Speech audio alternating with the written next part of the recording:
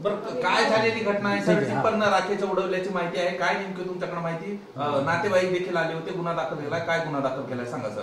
अभिमन्यू पांडुरंग क्षीरसागर राहणार सौंदना हे मोटरसायकलवरून जात असताना परळी धर्मापुरी रोडवर मिरवट शिवारामध्ये काल दिनांक 11/1/2025 रोजी रात्री 9 वाजेच्या सुमारास टिप्पर क्रमांक MH44U2117 याच्या चालकाने त्यांच्या मोटरसायकलला अपघात केल्याने ते त्यात मयत झालेले आहेत.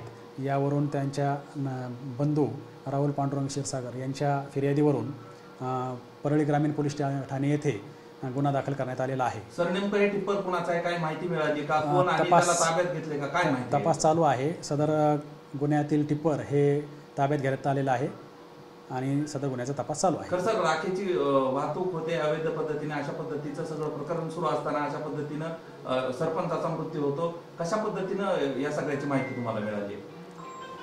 अपघात झाल्यानंतर आम्हाला माहिती मिळाली. तात्काळ आम्ही इथे आमच्या पोलीस स्टेशनचे अधिकारी अंमलदार त्या ठिकाणी पोहोचून त्या पुढील कार्यवाही करण्यात आलेली आहे.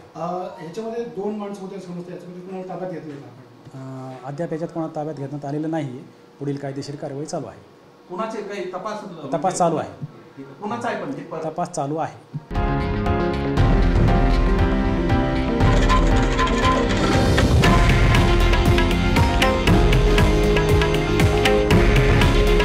हे आहे देशातील नंबर 1 न्यूज नेटवर्क आणि आपण पाहत आहात TV9 मराठी. काळजी तुमची, हित महाराष्ट्राचं.